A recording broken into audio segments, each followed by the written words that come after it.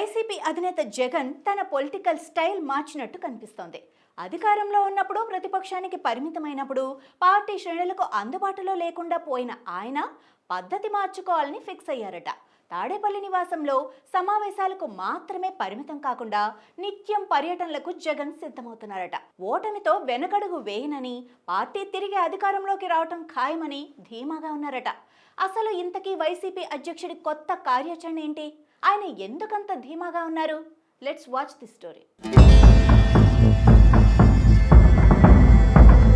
రాజకీయాల్లో ఓడినా గెలిచినా తమకు అనుకూలంగా ప్రత్యేకమైన స్ట్రాటజీలను పొలిటికల్ లీడర్స్ అమలు చేస్తారు.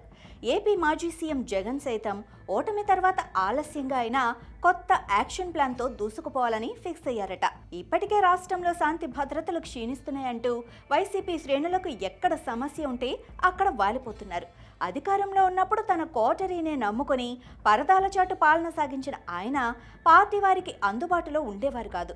అయితే ఓటమి తర్వాత జిల్లాల నేతలతో తాడేపల్లిలో సమీక్షిస్తూ ఘోర పరాజయంపై పోస్ట్ మార్టం చేసుకుంటున్న ఆయన ఇక రూటు మార్చుకోవాలని ఫిక్స్ అయ్యారట.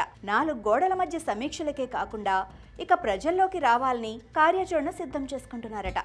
ఇంతకాలం రాష్ట్ర వ్యాప్తంగా వైసీపీ పరంగా పిలుపునిచ్చిన కార్యక్రమాల్లో సైతం ఆయన పాల్గొనలేదు. ఆందోళనలకు పిలుపునిచ్చి బెంగళూరు ప్యాలెస్కు వెళ్లిపోవటం పరిపాటిగా మారిందన్న ఆరోపణలున్నాయి. అయితే ఇకపై అనేక రంగాల్లో ఎదుర్కొంటున్న సమస్యలపై ప్రత్యేకంగా దృష్టి సారించి ప్రజాక్షేత్రంలో తిరగాలని డిసైడ్ అయ్యారంటున్నారు. ఏపీలో కూటమి ప్రభుత్వం ఏర్పాటైన సంవత్సర కాలంలో జగన్ పార్టీ నేతలతో సమీక్షలకే పెద్దపీట వేశారు. జైల్లో ఉన్న పార్టీ నేతల పరామర్శకు, పార్టీ కేడర్పై దాడులు జరుగుతున్నాయని ఆరోపిస్తూ అడపాదడపా మాత్రమే బయటకు వచ్చారు. సదరు పరామర్శ యాత్రలు కూడా ఎక్కడికక్కడ ఉద్రిక్తతలు దారితీసి ఒకంత వివాదాస్పదమయ్యాయి.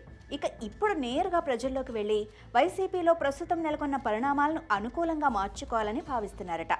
ఇప్పటికే పార్టీలో సమూల మార్పులు చేయడానికి ప్రయత్నిస్తున్నారు.